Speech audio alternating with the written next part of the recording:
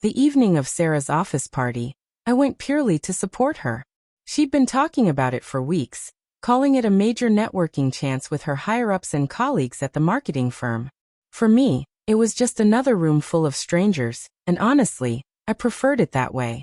I put on a suit, kept my demeanor collected, and made the decision to stay in the background while Sarah shined. This was her night, not mine. The moment we stepped inside, the place buzzed with laughter, clinking glasses, and upbeat music.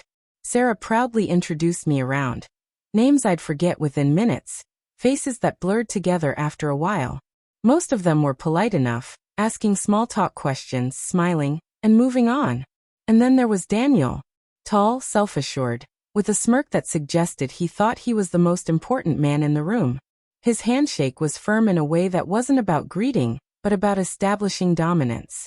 "So you're Sarah's husband?" he asked, his eyes scanning me like I was a guest at a party he didn't want to invite. I nodded, answering calmly, "That's right." He looked me over, the corner of his mouth twitching with amusement. "Must be nice," he said casually. "Not having to worry about work while your wife's out here making a name for herself." It was a subtle jab, but the condescension was impossible to miss. I felt Sarah tense slightly beside me, though I only gave a small smile and let it pass. I'd met men like him before, men who thrive on pushing boundaries, waiting for you to bite back. But Daniel wasn't finished. For the next half hour, every time the conversation circled near me, he found a way to insert a barb. Jokes about me marrying up, remarks about how Sarah deserved someone with ambition, comments that I probably wouldn't understand the pressures of a competitive industry.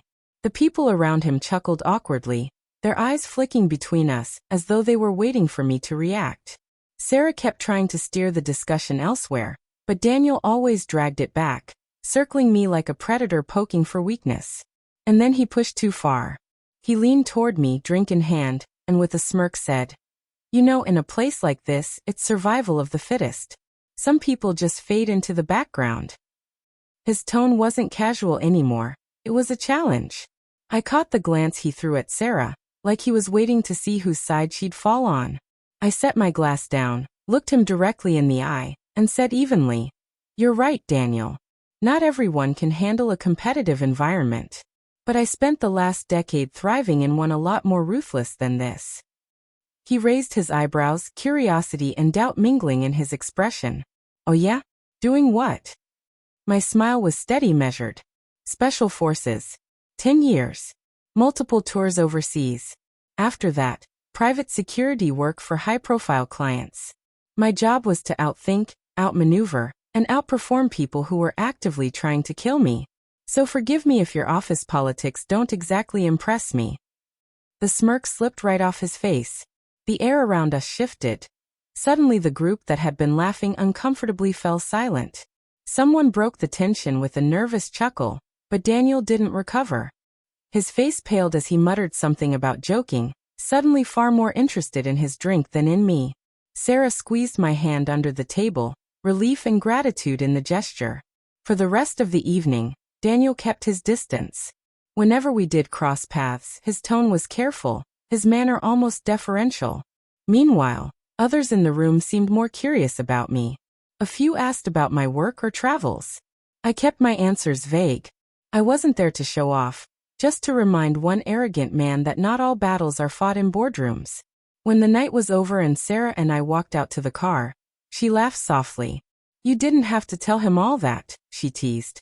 I glanced at her, grinning. I didn't tell him everything. Just enough. On the drive home, I thought about how often people misjudge others based only on appearances. Daniel had looked at me and seen someone ordinary, someone harmless. What he learned that night was that the most capable people are usually the ones who never feel the need to prove it. After that party, Sarah told me Daniel was always unfailingly polite, almost overly so, whenever I was around. I didn't dislike him or hold it against him. But I'm sure he never forgot the moment he realized he had absolutely no idea who I really was.